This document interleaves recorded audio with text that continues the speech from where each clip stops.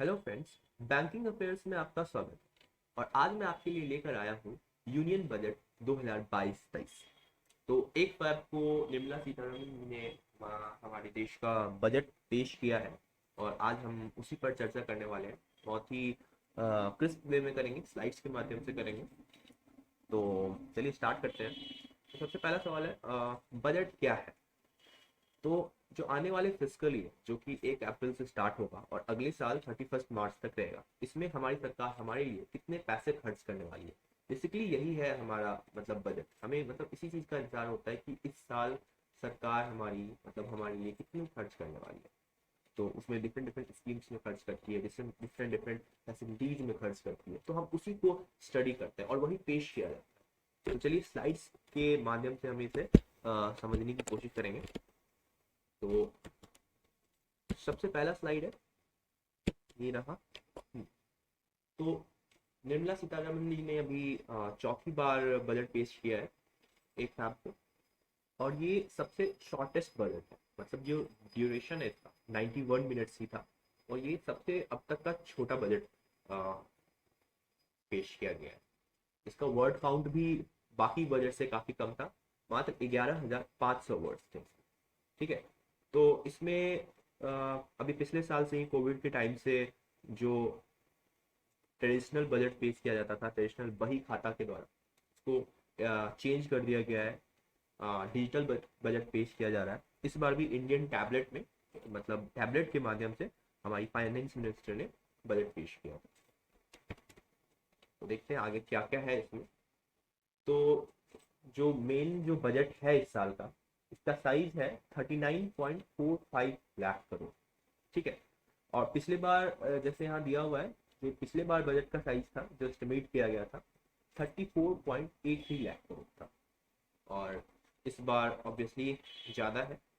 तो दो चीज़ें होती है, एक तो होता है कि बजट एस्टिमेट, एक होता है रिवाइज एस्टिमेट। ठीक है। तो बजट एस्टिमेट पहले पेश किया। तो जैसे कि 2021-22 का हमने देखे 34.83 लाख करोड़ बजट एस्टिमेट था, लेकिन खर्च हो गए 37.70 लाख करोड़। तो वो क्या, रिवाइज एस्टिमेट। तो हमने मतलब सोचा था 34.83 तक खर्च होंगे, लेकिन खर्च ज़्यादा हो। तो अब इस साल का जो बजट है ऑब्वियसली पिछले साल से बड़ा है, 39.45 लाख करोड़। तो इसमें जो टोटल रिसिप्ट है अदर देन बोरोइंग्स, वो एस्टिमेट किया गया है 22.84 लाख करोड़। मतलब गवर्नमेंट का जो अपना इनकम होगा, रेवेन्यू होगा, अपने फायदे जो होंगे वो जो होगा बोरोइंग्स के अलावा, जहां जहां से गवर्नमेंट के रेवेन्यू होंगे वो हो जाते हैं टोटल 22.84 लाख करोड़। चलिए आगे देखते हैं। अब कुछ हाईलाइटेड पॉइंट्स इसमें क्या है। जीडीपी जीडीपी प्रोजेक्ट किया गया है 2021-22 का 9.2%। ठीक है। और अभी जो physical year, current physical year है, उसका जीडीपी प्रोजेक्ट किया गया है 9.2%। ये एनएसओ के द्वारा जनरली प्रोजेक्ट किया जाता है। एंड जो है 22-23 जो अगला फिजिकल ईयर है, उसका जीडीपी प्रोजेक्ट किया गया है 8.0 से 8.5%। ठीक है। तो अभी इसमें नेक्स्ट 25 ईयर्स को लेकर चर्चा हुई है। अमृत का नाम दिया गया है नेक्स्ट 25 ईयर्स को। मतलब आज़ादी के 75 ईयर्स अभी इस साल पूरे होने जा रहे हैं। तो आज़ादी के 75 ईयर्स से लेकर आज़ादी के 100 ईयर्स तक के बीच के जो ड्यूरेशन, इसे 25 ईयर्स, इस 25 ईयर्स को अमृतकाल कहा गया है। इसमें जनरली पब्लिक इन्वेस्टमेंट्स इंफ्रास्ट्रक्चर पर और इंक्लूसिव बजट पर, फ्यूचरिस्टिक बजट पर, मतलब कि आगे फ्यूचरिस्टिक डेवलपमेंट पर फोकस बजट पेश पेश किया गया है। मतलब यही गोल है कि फ्यूचर में हम इंक्लूसिव डेवलपमेंट करें। इसका बेसिकली 4 इसके फोकस एरियाज हैं। पीएम गति शक्ति है, इंक्लूसिव डेवलपमेंट है, सबका साथ सबका विकास, and productivity enhancement, sunrise opportunities, energy transition, climate action. Basically हमें रिन्यूएबल एनर्जी पे फोकस रखना है। ठीक है। फिर फाइनेंसिंग ऑफ इन्वेस्टमेंट, मतलब एमएसएमई वगैरह को भी हमें बढ़ावा देना है। तो देखते हैं आगे। पीएम गति शक्ति, ये ये अभी 2021 में ही इंडिपेंडेंस डे के दिन प्राइम मिनिस्टर मोदी ने अनाउंस किया था ये पीएम गति शक्ति मास्टर प्लान के बारे में। इसके 7 इंजन हैं, roads, railways, airports, ports, mass transport, waterways, logistic infrastructure.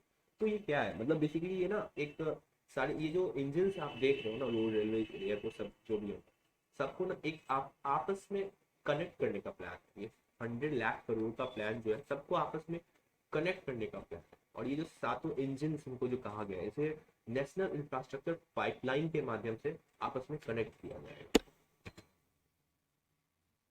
आगे जैसे मैंने बताया, अमृत काल कहा गया है अभी नेक्स्ट 25 ईयर्स को। प्रोडक्ट लिंक्ड इंसेंटिव स्कीम्स की बात की गई है 14 सेक्टर्स में, जो कि 60 लाख नए जॉब्स क्रिएट करने की क्षमता रखती है। और प्रोडक्शन 30 लाख करोड़ के एडिशनल प्रोडक्शन की ये क्षमता रखती है, ये प्रोडक्शन पीएलआई की। तो ये काफ़ी इंपॉर्टेंट स्कीम है ये हमारे देश के डेवलपमेंट के लिए। फिर स्टार्टअप्स को प्रमोट किया जा रहा है ड्रोन शक्ति के लिए, मतलब आप ड्रोन से बनाओ ज़्यादा से ज़्यादा, उसके लिए स्टार्टअप्स को प्रमोट किया जा रहा है। और आईटीआई संस्थान जो होते हैं स्टेट्स में, उनमें उनको भी ये कहा गया है कि आप ड्रोन मेकिंग से रिलेटेड कोर्स रिलीज करो। आगे देखते हैं, emergency credit line guarantee scheme की बात इसमें कही गई है। हुआ क्या था, कोविड के टाइम में जो स्टार्टअप्स थे, जो उन्हें जब लोन नहीं मिल रही थी, जो लॉस में जा रहे थे, जो भी स्टार्टअप्स उन्हें लोन नहीं मिल रही थी, तो ये जो emergency credit line guarantee scheme है, गवर्नमेंट ने उन स्टार्टअप्स के लिए लाया था कि वो बैंक को एक तरह से गारंटी दे रही है कि आप स्टार्टअप्स को लोन दो, लॉस वालों को भी, लेकिन यदि वो स्टार्टअप्स आपको वापस ये लोन मतलब वापस रिटर्न नहीं कर पाएंगे, तो हम गारंटी लेते हैं कि हम आपको कर सकते हैं। तो इसको मार्च 2022 तक था ये स्कीम, तो इसको 1 साल के लिए और एक्सटेंड कर दिया गया मार्च 2023 तक के लिए। और इसमें एडिशनल 50,000 करोड़ ऐड किए गए, तो टोटल कवर अभी 5 लाख करोड़ हो गया। पहले ये 4.5 लाख करोड़ था। Ken Betwa river linking project की बात की गई है। इसका बजट है 44,605 करोड़। ये दोनों मध्य प्रदेश से नदियाँ निकलती हैं और यूपी की तरफ जाती हैं, तो इन दोनों को कनेक्ट करके लगभग 9.08 लाख हेक्टेयर्स जो फार्मर्स के लैंड है, उसे इरिगेशन बेनिफिट्स भी प्रोवाइड किए जाएंगे। ठीक है। और बैंकिंग से रिलेटेड भी एक यहाँ पे बात कही गई है, 75 डिस्ट्रिक्ट्स में 75 डिजिटल बैंकिंग यूनिट्स बनाए जाएंगे। बेसिकली डिजिटल बैंकिंग को अभी बढ़ावा देना है। उसके बाद नॉर्थ ईस्ट में PM Modi's development initiatives for north east, PM divine, ये स्कीम इम्प्लीमेंट किया जाएगा नॉर्थ ईस्ट के लिए, नॉर्थ ईस्टर्न काउंसिल के द्वारा। फिर ई पासपोर्ट्स इशू किए जाएंगे, और इसी फिजिकल ईयर 2022-23 में ही इसको इशू करने का टारगेट है। इससे क्या होगा कि एक तरह का चिप होगा आपके ई पासपोर्ट में, ये इंडिविजुअल्स का होगा ये पासपोर्ट, और इस चिप के माध्यम से आपकी पूरी डिटेल्स, कंप्यूटर में ये चिप लगाते ही आपके पूरे डिटेल्स सामने आ जाएंगे। फिर ईज ऑफ बिजनेस 2.0 भी लॉन्च किया जाएगा। 5G स्पेक्ट्रम को भी बढ़ावा दिया जाना है इस साल ही। तो आप देख रहे हो कि कोविड के टाइम में सब कुछ ऑनलाइन हो गया है, वर्क फ्रॉम होम हो गया है, चाहे एजुकेशन हो गया, चाहे जॉब हो गया। तो इंटरनेट की तो नीड है, हमें ज़्यादा इंटरनेट, हाई स्पीड कनेक्टिविटी की नीड है। तो अभी से ही 5G पर फोकस किया जा रहा है।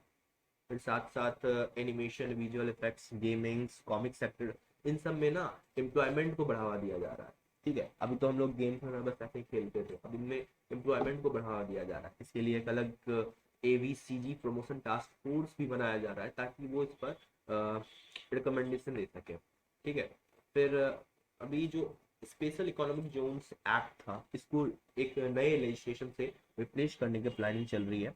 इसका नाम नहीं दिया गया है, आगे बताया जाएगा। देन सेंट्रल गवर्नमेंट का जो इफेक्टिव कैपिटल एक्सपेंडिचर है 2022-23 के लिए, ये एस्टिमेट किया गया है 10.68 लाख करोड़। ठीक है, जो कि 4.1% है GDP का। आगे हम देखते हैं, सोलर पावर को बढ़ावा दिया जा रहा है PLI स्कीम के अंदर। शायद नवंबर या दिसंबर में ही ये बात कही गई थी। PLI स्कीम के अंदर ही सोलर कैपेसिटी को बढ़ावा देने पर काम किया जाएगा। तो इसमें टारगेट जो है 2030 के लिए 280 गीगावाट्स है सोलर कैपेसिटी। ठीक है। और इसके लिए 19,500 करोड़ जो मतलब PLI के अंदर दिया जा रहा है, सोलर पीवी मॉड्यूल्स को बनाने के लिए। फिर ब्लॉकचेन टेक्नोलॉजी के द्वारा डिजिटल रुपी भी लॉन्च किया जाएगा 2022-23 फिस्कल में ही, ऐसा आरबीआई के द्वारा मतलब इसे इशू किया जाएगा। फिर स्टेट्स को 1 लाख करोड़ रुपए एलोकेट किए जा रहे हैं 2022-23 के लिए, जो कि 50 साल के लिए इंटरेस्ट फ्री लोन्स के लिए है बेसिकली। मतलब इसमें जो 1 लाख करोड़ रुपए जो स्टेट्स के लिए रखे जा रहे हैं, इससे स्टेट्स 50 साल के लिए इंटरेस्ट फ्री लोन्स उठा सकते हैं। इसको पीएम गति शक्ति रिलेटेड प्रोजेक्ट्स में यूज कर सकते हैं, या और जो भी कैपिटल इन्वेस्टमेंट होगा स्टेट्स का। कैपिटल इन्वेस्टमेंट मतलब स्टेट्स को जहाँ से रेवेन्यू आएगी ऐसी जगह इन्वेस्टमेंट करने के लिए, वहाँ ऐसे जगह इन्वेस्टमेंट करने के लिए स्टेट जो है इस यहाँ से पैसे उठा सकती है। ठीक है। नेक्स्ट है कंपनीज को वाइंडिंग करने का प्लान किया जा रहा है, वाइंड अप करने का प्लान किया जा रहा है, जो कि पहले अभी अब तक 2 साल का लिमिट था, अब ये है कि 6 महीने में वाइंड अप किया जाएगा, घटाया गया है। अब टैक्स प्रपोजल के बारे में देख लेते हैं। ऐसे कुछ खासा चेंज तो जो नॉर्मल टैक्स जो हम लोग देते हैं इनकम टैक्स, उसमें कुछ खासा चेंजेस तो नहीं हुई है, लेकिन कुछ कुछ चीज़ें हैं जिसको हम समझ सकते हैं। तो उन्होंने एक नया टैक्स रूल अनाउंस किया है टैक्स पेयर के लिए, जहाँ की टैक्स पेयर अपना अपडेटेड रिटर्न फाइल कर सकते हैं पेमेंट पर 2 साल के अंदर। अब ये क्या है कि मान लो सपोज आपकी इनकम है 10 लाख या 20 लाख रुपए, ठीक है, और आप मान लो 20 लाख रुपए आपकी इनकम है, आपने 15 लाख ही दिखाया, 15 लाख पे आपने टैक्स दे दिया, 5 लाख आपने छुपा दिया, तो उसमें टाइम देते हैं ये कि आप 2 साल के अंदर उसी को अपडेट करके 20 लाख कर सकते हो, और 20 लाख के अकॉर्डिंग आप जो छूटा हुआ टैक्स है जो आपने नहीं दिया है वो आप दे सकते हो। उसके बाद है कि सेंट्रल स्टेट गवर्नमेंट एम्प्लॉयज जो है उनका जो टैक्स डिडक्शन लिमिट है उसको बढ़ा दिया गया है, 10% से 14% कर दिया गया है। ठीक है। और जो डिजिटल एसेट्स क्रिप्टो करेंसी है, इस पर टैक्स लगाया गया है 30% और 1% टैक्स ट्रांजेक्शन पर। तो बेसिकली दो बातें आ रही है, एक तो क्रिप्टो करेंसी पर बहुत ज़्यादा टैक्स लगा दिया गया, बट अभी मार्केट में खलबली थी कि क्रिप्टो करेंसी को लीगल किया जाएगा या नहीं किया जाएगा। तो इससे एक चीज़ देखा जा सकता है कि टैक्स उसी पर लगाया जाता है जिसको आप टैक्स उसी पर लगाते हो जिसको आप लीगल मांगते हो। तो क्रिप्टो करेंसी पर यदि टैक्स लगाया जा रहा है तो कहीं ना कहीं इसके लीगल होने के चांसेस बहुत ज़्यादा बन रहे हैं। बाकी आगे देखा जाए। साथ में 1% टैक्स ट्रांजेक्शन पर भी है, और एग्जिस्टिंग टैक्स बेनिफिट्स जो स्टार्टअप्स के लिए है, जो कि डिडम्पशन ऑफ टैक्स है 3 कंसेक्यूटिव ईयर्स के लिए, उसको बढ़ाकर 1 साल और बढ़ा दिया गया है, यानी कि अब 4 कंसेक्यूटिव ईयर्स के लिए स्टार्टअप ये बेनिफिट उठा सकते हैं रिडम्पशन ऑफ टैक्सेस का। ठीक है। और जो लॉन्ग टर्म कैपिटल गेन्स पे जो टैक्स लगता है, मतलब म्यूचुअल फंड वगैरह में आप इन्वेस्ट कर रहे हो या 1 साल से ज़्यादा किसी चीज़ में आप इन्वेस्ट कर रहे हो, तो लॉन्ग टर्म कैपिटल गेन्स वहाँ से आप कर रहे हो, तो उसमें जो टैक्स है उसे 15% रखा गया है। पहले क्या होता था कि टैक्स के ऊपर टैक्स या सर्टन टैक्सेस के कारण ये 15% से बढ़ जाता था, अब इस पर ना फिक्स कर दिया गया है 15%। जीएसटी जनवरी 2022 का अभी बताया गया है 1,40,986 करोड़ रुपये, काफ़ी अच्छा ये है, काफ़ी अच्छी कलेक्शन हुई है इस बार। उसके बाद ड्यूटी कंसेशंस जो हैं प्रमोट करने के लिए ये दिए गए हैं इलेक्ट्रॉनिक्स मैन्युफैक्चरिंग, वियरेबल डिवाइसेस पर, मोबाइल फोन्स पर, कैमरा मॉड्यूल्स पर। मतलब ये सब जो भी इलेक्ट्रॉनिक्स प्रोडक्शन को प्रमोट करने का प्लान है, उसके प्राइसेस अभी आने वाले समय में सस्ते दिखेंगे। फिर पॉलिश डायमंड्स, जेमस्टोन्स, इन पर जो है कस्टम्स को घटाकर 5% किया गया है, और इसमें जो रूल है जो सिंप्लीफाइड रूल्स जो भी होंगे ये इस साल जून तक लाए जाएंगे।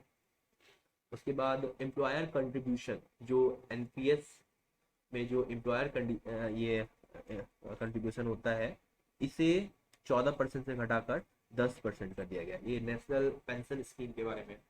तो एम्प्लॉयर मतलब जो जॉब दे रहा है, ये एम्प्लॉइज एंड एम्प्लॉयर में डिफरेंस आपको समझना होगा। एम्प्लॉयर जहां आप जिसके पास आप काम कर रहे हो, यदि आप काम कर रहे हो तो आप एम्प्लॉई हो, तो ये एम्प्लॉयर के लिए है।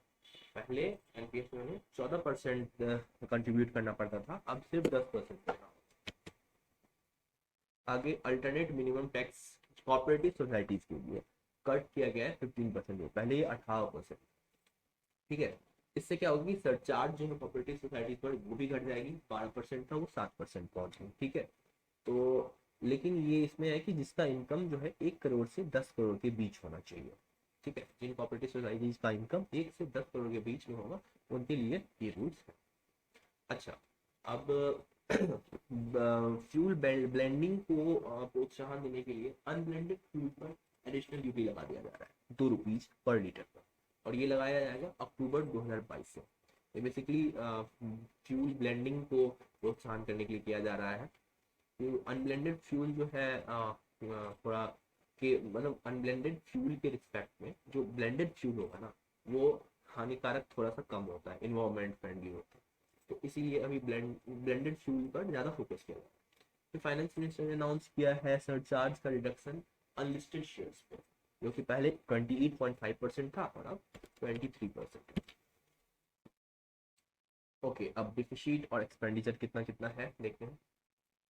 तो दो फिजिकल डिफिसिट जो अभी 2021-22 का अभी आया है वो 6.9% है जीडीपी का, जो कि एस्टिमेट किया गया था 6.8% रहेगा। ठीक है, तो पहले फिजिकल डिफिसिट क्या होता है ये बता दूं। जो टोटल एक्सपेंडिचर में से जो हम रेवेन्यू कैपिटल हटा देते हैं, revenue capital including other than borrowing, जब हम हटा देते हैं तो जो बचता है अमाउंट उसे ही हम फिजिकल डिफिसिट कहते हैं। तो ये फिजिकल डिफिसिट जितना कम रहेगा उतना हमारे देश के डेवलपमेंट के लिए अच्छा होगा। इसको बेसिकली ऐसे ही समझना। ठीक है, तो फिजिकल डिफिसिट अभी 6.8% एस्टिमेट किया गया था होगा, 6.9% इस बार आता गया, तो इसे हमें रिड्यूस करना है। ठीक है, तो इसका टारगेट हर साल धीरे धीरे अभी कम किया जा रहा है, अचानक से तो कम नहीं किया जा सकता। तो 2022 से इसका टारगेट है 6.4% और 25-26 का है 4.5%, मतलब तब 4.5% तक लाना है। बेसिकली वही हो गया कि आप जो वहाँ मैंने पहले अभी बताया था ना ये कैपिटल जो फिजिकल, ये कैपिटल के बारे में जो मैंने बताया था कि वो अदर देन बोरोइंग होता है, जो 22 लाख कुछ 22 लाख करोड़ कुछ रुपए थे। तो उसके अलावा जो पैसे बोरिंग करती है फॉरेन फॉरेन से बोरिंग कर रही है या अदर कोई इंटरनेशनल बैंक वगैरह से बोरिंग करती है, तो वो सब बोरिंग के जो पैसे होते हैं ये सब फिजिकल डिफिसिट में आते हैं। ठीक है, तो बोरिंग हमें कम करना है, जितना कम बोरिंग करेंगे हमारे लिए उतना अच्छा है। तो स्टेट्स को अलाउ किया गया है 4% ऑफ जीडीपी, ये 2022-23 के लिए। ओके, फाइनेंशियल इंक्लूजन में क्या है, 1.5 लाख पोस्ट ऑफिस को कोर बैंकिंग सिस्टम में लाया जाएगा 100%। ठीक है, तो कोर बैंकिंग सिस्टम यानी कि centralise online real time exchange banking system. ठीक है, तो डिजिटल बैंकिंग को प्रोत्साहित किया जा रहा है पोस्ट ऑफिस के भी माध्यम से। अब और कुछ स्कीम्स के बारे में देखेंगे कि किन किन स्कीम्स में क्या क्या बातें कही गई। जैसे नेशनल टेली हेल्थ प्रोग्राम है, इसमें नेशनल डिजिटल हेल्थ इकोसिस्टम के लिए एक प्लेटफॉर्म बनाया जा रहा है जिसमें कि डिजिटल रजिस्ट्रीज की जाएगी और हर चीज़ सब कुछ बेसिकली डिजिटल कर दिया जाएगा और सबको यूनिक हेल्थ आईडी प्रोवाइड की जाएगी। और एक नेटवर्क बनाया जाएगा 23 tele mental health centres of excellence का, जो कि निम्हांस और आईआईटी बैंगलोर यानी कि international institute of information technology Bangalore के साथ मिलकर बनाया। नेक्स्ट है एजुकेशन सेक्टर में क्या कहा गया है। स्टेट्स को कहा गया है कि जो एग्रीकल्चर यूनिवर्सिटीज की जो सिलेबस है उनको रिवाइज किया जाए और नेचुरल फार्मिंग, जीरो बजट और ऑर्गेनिक फार्मिंग और मॉडर्न डे एग्रीकल्चर पर फोकस सिलेबस तैयार किया जाए। और जो पीएम ई विद्या के माध्यम से जो 1 क्लास 1 टीवी चैनल प्रोग्राम चलाया गया है उसे 12 टीवी चैनल से बढ़ाकर 200 टीवी चैनल्स करने की प्लानिंग है इस साल। और इस और इसी में सारे स्टेट्स जो है रीजनल लैंग्वेज में 1 से 12 क्लासेस तक अपने जो है सब ये सप्लीमेंट्री एजुकेशन प्रोवाइड करेंगे। ठीक है, नेक्स्ट नेशनल हाईवेज को लेकर क्या बात कही गई है, 25,000 किलोमीटर ऑफ नेशनल हाईवेज बनाए जाएंगे 2022-23 में। ये आप में बड़ा काफ़ी बड़ा एरिया है ये 25,000 किलोमीटर ठीक है, और 20,000 करोड़ लगाए जाएंगे मोबिलाइज करने में through innovative ways of financing. ठीक है, और मल्टी मॉडल लॉजिस्टिक पार्क्स के बारे में है कि पब्लिक प्राइवेट मॉडल के थ्रू, यानी कि पब्लिक प्राइवेट मोड में, पार्टनरशिप मोड में 2022-23 में 4 पार्क्स बनाए जाएंगे, 4 डिफरेंट लोकेशंस पर मल्टी मॉडल लॉजिस्टिक्स पार्क। अब ये क्या है कि जैसे ये ट्रांसपोर्टेशन को, लॉजिस्टिक्स का जो ट्रांसपोर्टेशन होता है, मतलब जो सामान वगैरह सब होते हैं उसके जो ट्रांसपोर्ट, इनको सुविधाजनक बना देती है। ट्रेन का जो रास्ता है, जहाँ पे पोर्ट्स रुकते हैं, वहाँ एक स्टेशन हो जहाँ डायरेक्ट वहाँ तुरंत आप ट्रेन में सामान ट्रांसफर कर सको। ट्रेन से आप हाईवेज के लिए, हाईवेज को कनेक्ट कर दिया गया, तुरंत आप ट्रेन से उसी लोकेशन पर ट्रक्स वगैरह में आप मतलब सामान को ट्रांसफर कर सको। तो ये चीज़ें हैं, तो इस 4 लोकेशन में ऐसा लॉजिस्टिक पार्क्स बनाया जाएगा। यहाँ पे एक ही जगह पे पोर्ट्स भी होंगे, ट्रेन मतलब ट्रेन का साधन भी होगा, हाईवेज भी होंगे, इस तरह का ये मॉडल है। तो इंडियन रेलवेज में क्या है कि 1 स्टेशन 1 प्रोडक्ट का कॉन्सेप्ट लाया जा रहा है लोकल बिजनेस को बढ़ावा देने के लिए। फिर वंदे भारत ट्रेन, 400 नई वंदे भारत ट्रेन लाए जाएंगे अगले 3 साल में। काफ़ी अच्छी ट्रेन है ये, राजधानी से भी अच्छी है। और इंडिपेंडेंस डे के दिन भी जो आज़ादी का अमृत महोत्सव अभी मनाया जा रहा है, तो उसको लेकर भी पीएम मोदी ने कहा था 75 वंदे भारत ट्रेन लाई जाएंगे 2023 अगस्त तक।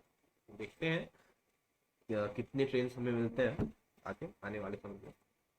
और रेल नेटवर्क के 2000 किलोमीटर मतलब के रेल नेटवर्क को सेलेक्ट किया जाएगा और उसे कवच के अंदर लाया जाएगा।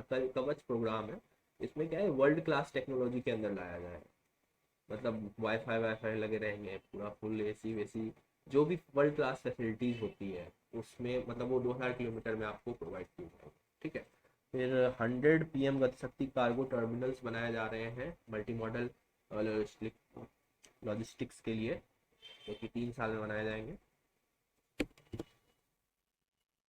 अच्छा, फार्मर्स के लिए क्या है, अभी फार्मर्स काफ़ी आंदोलन कर रहे थे, तो काफ़ी इंपॉर्टेंट हो जाते हैं फार्मर्स के लिए, ये बजट काफ़ी इंपॉर्टेंट हो जाता है। देखा कि आपकी उन्हें खुश करने के लिए, फार्मर्स को खुश करने के लिए पीएम ने क्या किया है। ठीक है, तो एक चीज़ तो काफ़ी अच्छी है कि 163 लाख फार्मर्स का टारगेट किया गया है कि उनसे गेहूं और धान, वेट एंड पेडी यानी गेहूं और धान के 1208 लाख मेट्रिक टन गेहूं और धान मिल जाएंगे, और 163 लाख फार्मर से, और उनके अकाउंट में डायरेक्ट इन 1208 लाख मेट्रिक टन के, मतलब गेहूं धान के डायरेक्ट पैसे, डायरेक्ट एमएसपी वैल्यू उनके अकाउंट में ट्रांसफर किए जाएंगे, और ये टारगेट है 2.37 लाख करोड़।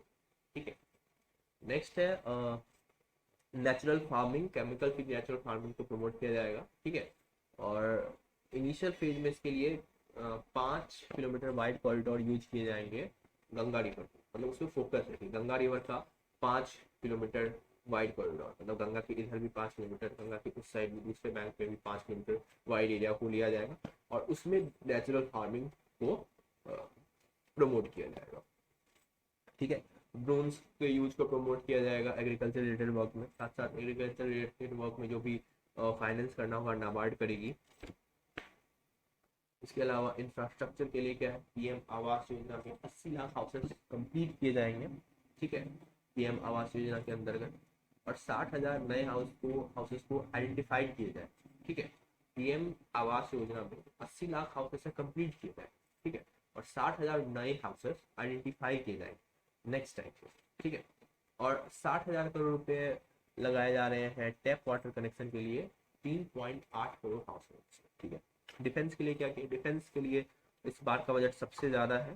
ठीक है, तो डिफेंस काफ़ी इंपॉर्टेंट हो जाता है, इस बार के बजट में सबसे ज़्यादा ध्यान डिफेंस में दिया गया।